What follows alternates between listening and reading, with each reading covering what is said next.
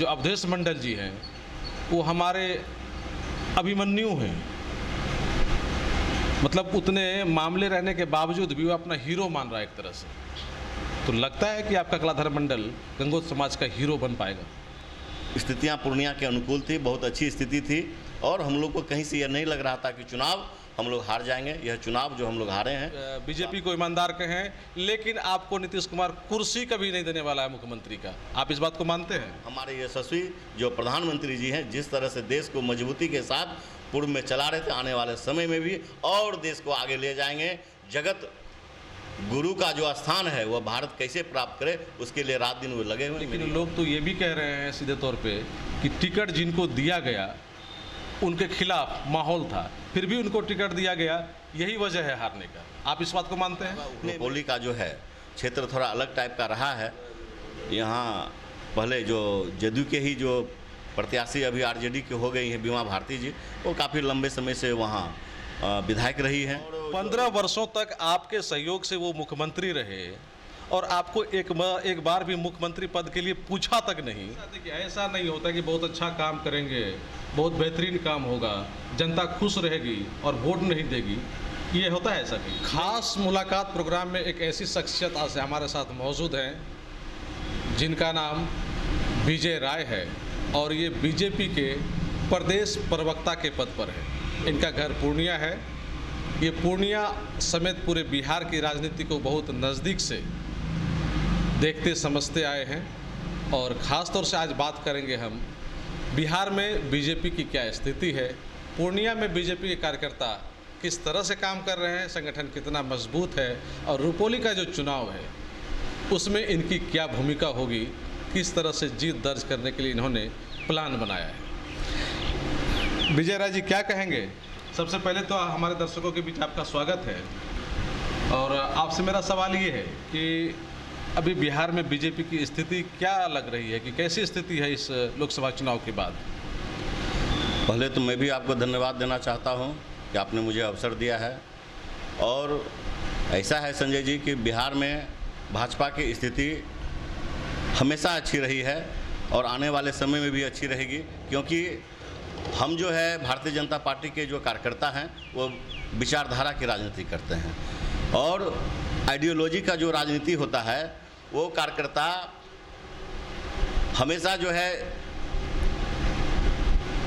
है सत्ता में हम रहें या नहीं रहें, लेकिन हमारा निरंतर जो है संगठन का काम निरंतर चलते रहता है, जिसके बल पर आज देख लीजिए पूरे विश्व के अंदर सबसे बड़ी पार्टी भारतीय जनता पार्टी के रूप में खड़ी है, जिसका मुझे हमेशा गर्व रहता है कि मैं उसका सदस्य हूँ। अच्छा, आपने कहा कि बिहार में बीजेपी की स्थिति बहुत अच्छी है और हम लोग ये देख रहे हैं कि आप बड़ी पार्टी होने के बावजूद, आपके पास ज़्यादा विधायक जदयू से होने के बावजूद आप जदयू के पीछे पीछे चलते हैं और आप कह रहे हैं कि बिहार में मेरी स्थिति बहुत अच्छी है। क्या पीछे पीछे चलना को एक अच्छी स्थिति माना जा सकता है? संजय जी, आप पत्रकार हैं और आपका सवाल अपने जगह ठीक है, लेकिन एक कार्यकर्ता के नज़रिए से मैं जो आपको बताना चाह रहा हूं, तो भारतीय जनता पार्टी और जदयू का स्वाभाविक एक गठबंधन उस समय लालू जी के शासन के खिलाफ हुआ था और वो निरंतर चलता रहा। बीच में अलग बात है कि 2 बार जो है नीतीश जी हम लोग के साथ हुए और फिर अलग हो गए, लेकिन स्व संघर्ष के उस समय के साथी रहे हैं। इसलिए आज कम भी विधायक अगर जदयू का है तो भारतीय जनता पार्टी ने जो कमिटमेंट किया था कि हम नीतीश जी ही हमारे नेता हैं बिहार के अंदर में, इसलिए आज वो हमारे मुख्यमंत्री हैं। आप ये कमिटमेंट को पूरा कर रहे हैं या फिर आपकी ये मजबूरी है?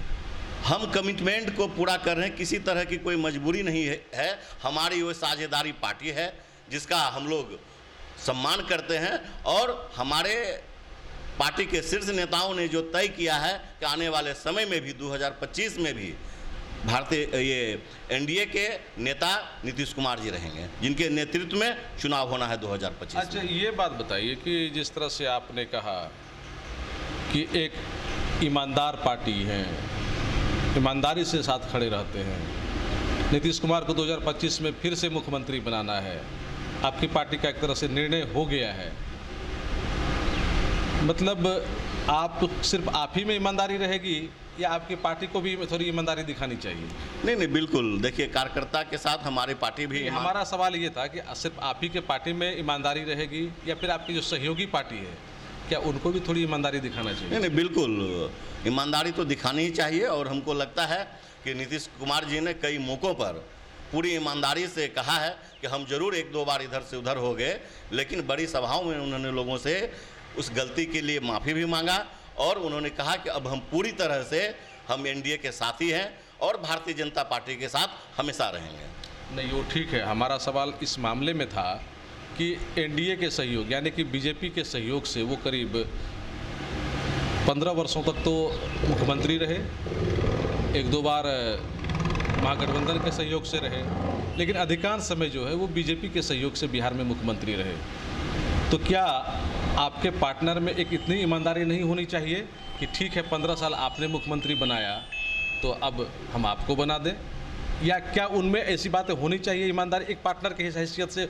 ये ईमानदारी कहता है या नहीं कहता, सो बताइए। नहीं, ठीक है, आपका सवाल बिल्कुल जायज़ है, लेकिन चूँकि इस विषय पर जो हमारे शीर्ष नेता हैं जो तय किए हैं या जो उनको तय करना है वो तो हमको लगता है कि कई मौक़ों पर कह चुके हैं। और हमारे जो डिप्टी सीएम है दोनों, उन्होंने भी कहा कि नहीं, बिहार के मुखिया जो है नीतीश कुमार जी हैं और आने वाले 2025 के चुनाव में भी वो रहेंगे। वो तो आप तो कह रहे हैं कि ये आप बोल रहे हैं, आपकी पार्टी बोल रही है, ठीक है, आपको लग रहा है कि हम ईमानदारी से गठबंधन के साथ हैं, कुछ लोगों को लग रहा है कि नहीं मजबूरी के साथ है। लेकिन एक ईमानदारी की अगर बात करें, ठीक है 15 वर्षों तक आपने नीतीश कुमार को मुख्यमंत्री बना के रखा, बड़ी पार्टी होने के बावजूद भी, तो क्या आपके पार्टनर को थोड़ी सी ईमानदारी नहीं दिखानी चाहिए कि चलो ठीक है, हम उनको बोले कि ठीक है आप 15 वर्षों तक हम रहे हैं, लीजिए इस बार बीजेपी से हमारा मुख्यमंत्री रहेगा?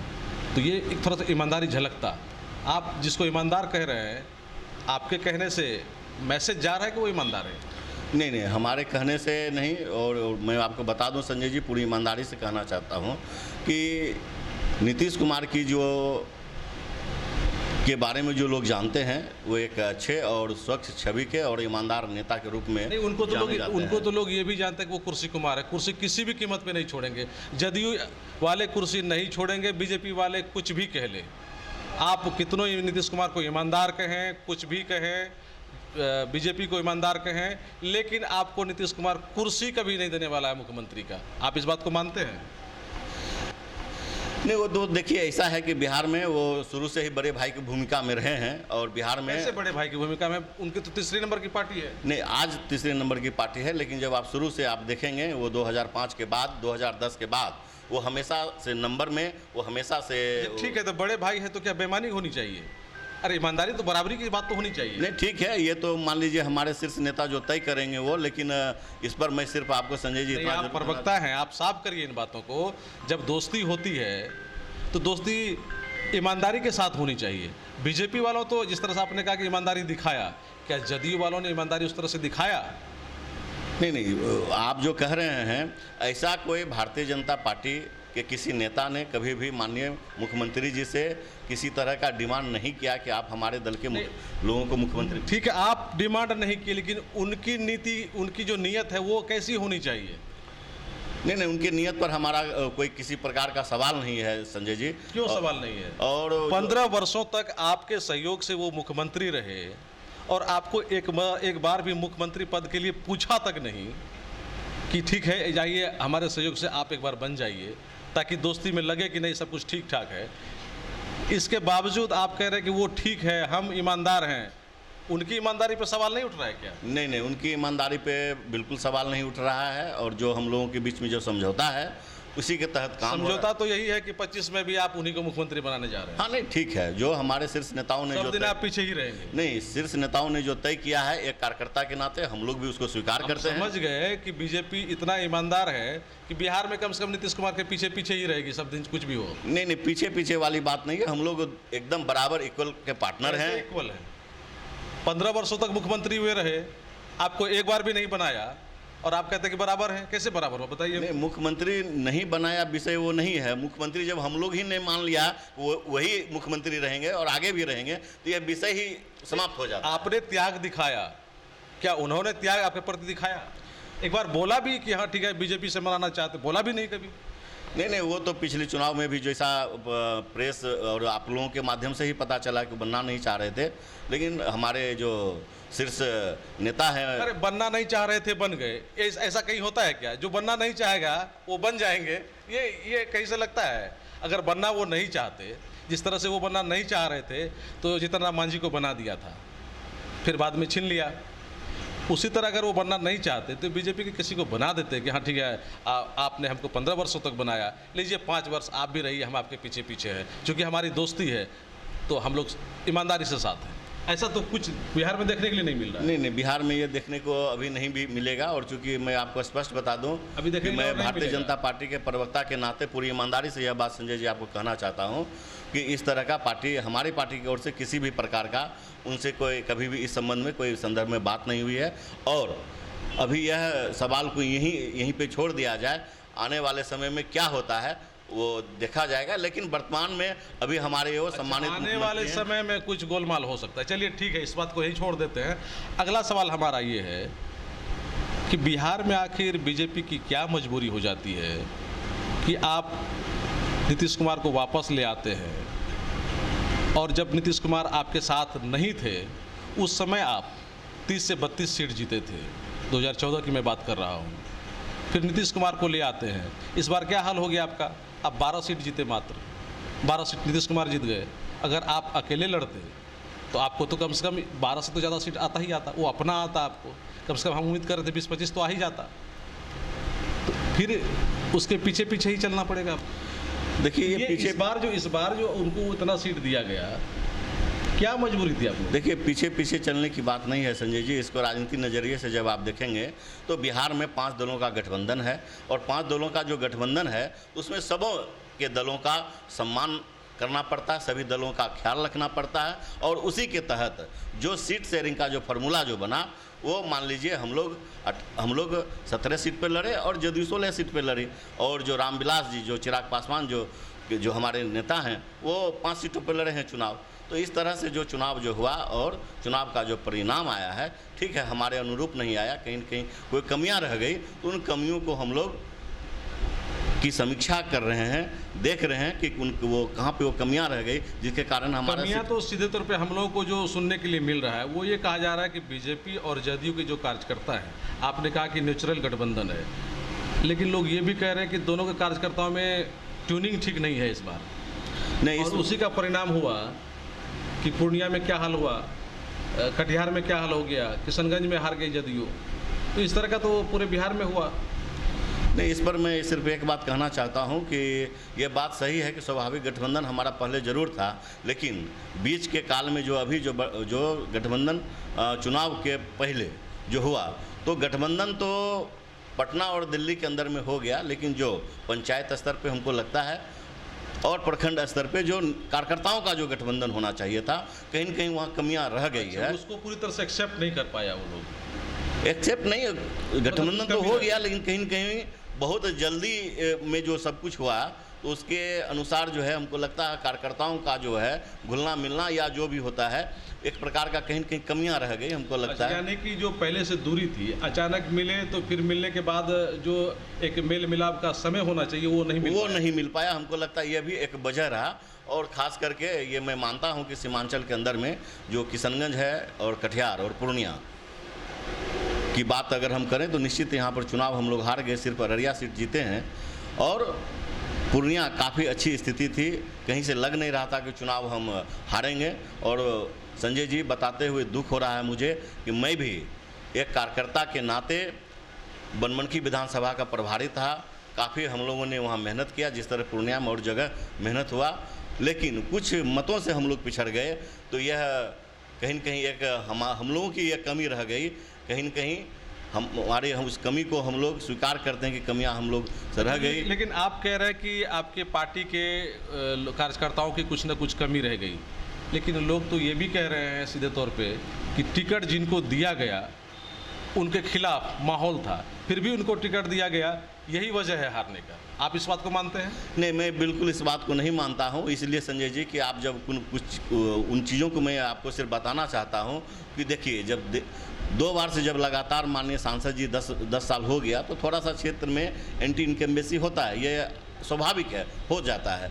लेकिन उसके बावजूद भी स्थितियां पूर्णिया के अनुकूल थी, बहुत अच्छी स्थिति थी और हम लोग को कहीं से यह नहीं लग रहा था कि चुनाव हम लोग हार जाएंगे। यह चुनाव जो हम लोग हारे हैं, तो आपको मैं एकदम दिल की बात बता रहा हूं कि एक शौक है हमारे लिए, एक उससे हम लोग अभी तक उबर नहीं पाए हैं। एनालिसिस क्या कहता है, क्यों, वजह क्या रहा हारने का?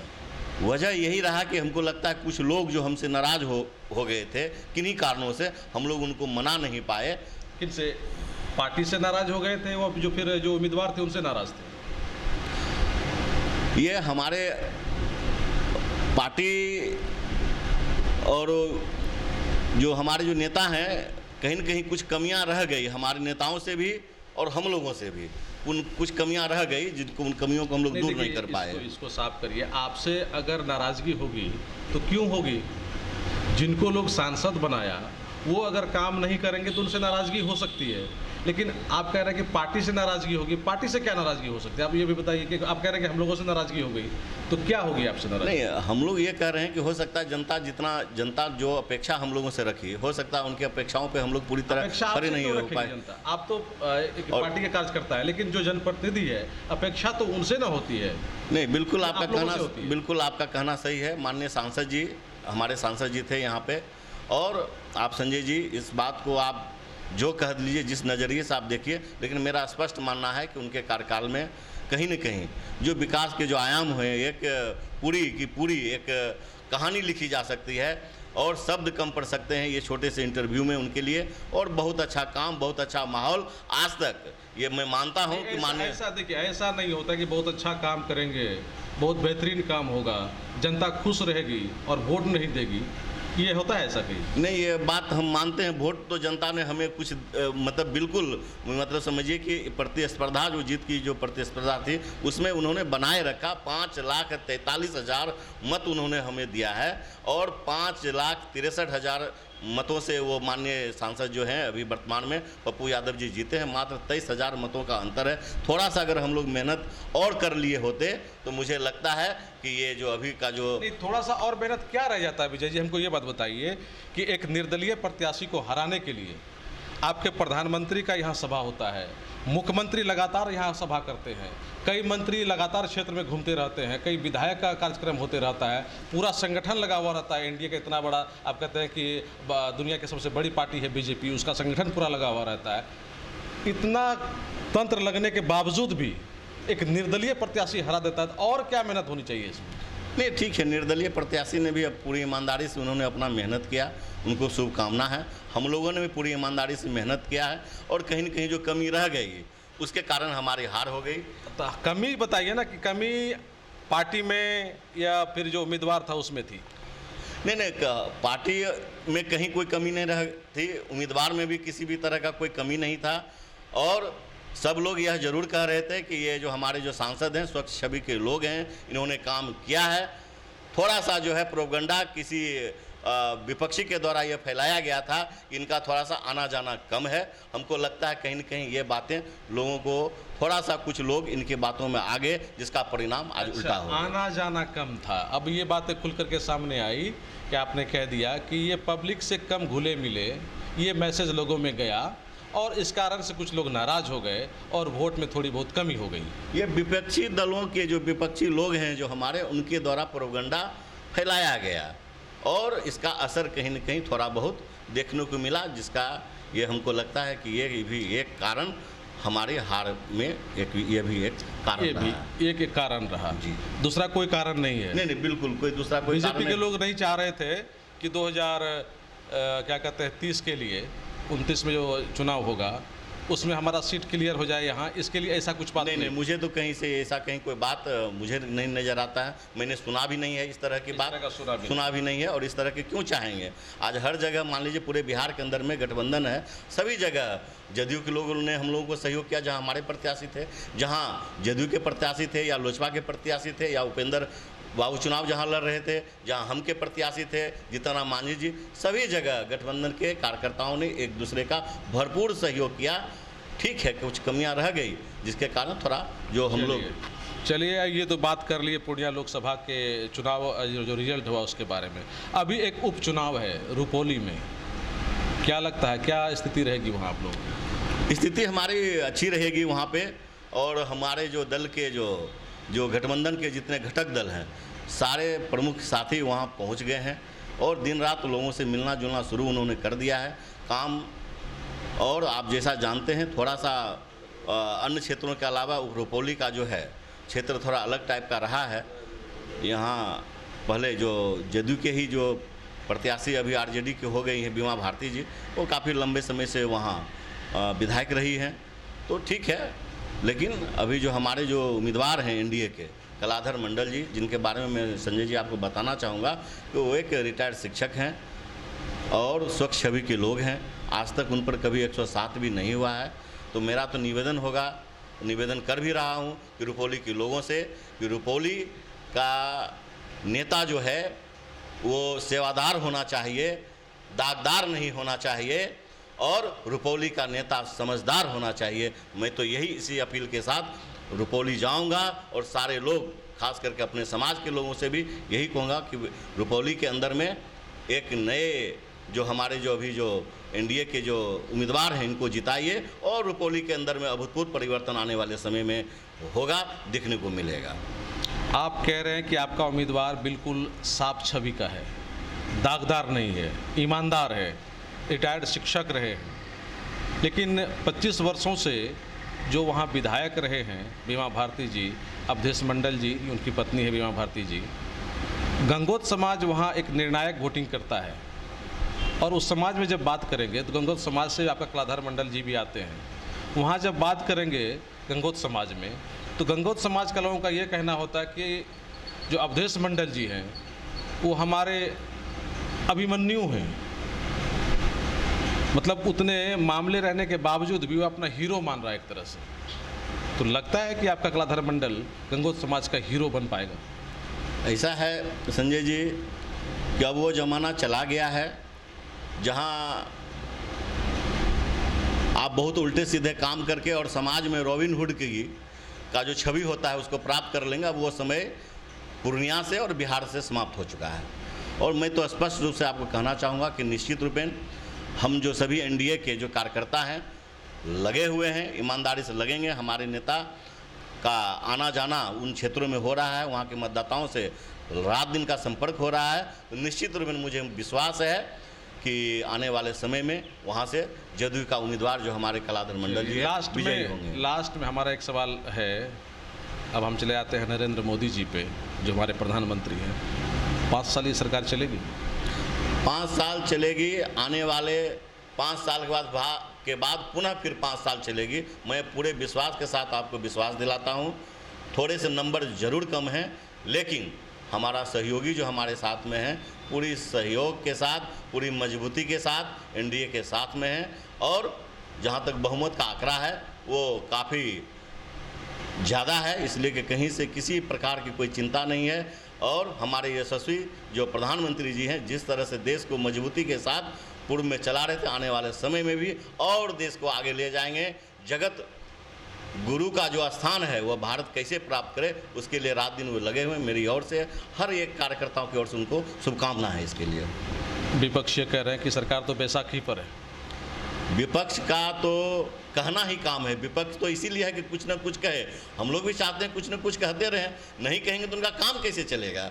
इसीलिए विपक्ष के लोग हैं तो कुछ ना कुछ कहेंगे। दिक्कत कुछ नहीं है, किसी प्रकार की कोई दिक्कत नहीं है। हम पूरे देश के तमाम लोगों को आश्वस्त करना चाहते हैं कि देश एक मजबूत व्यक्ति के हाथ में उनका बागडोर है और देश दिन प्रतिदिन मजबूती के साथ आगे बढ़ रहा है, आगे बढ़ता रहेगा। चलिए, आपने कोसी आलोक को टाइम दिया, हम लोगों ने एक अच्छा डिस्कशन किया, आपका बहुत बहुत धन्यवाद।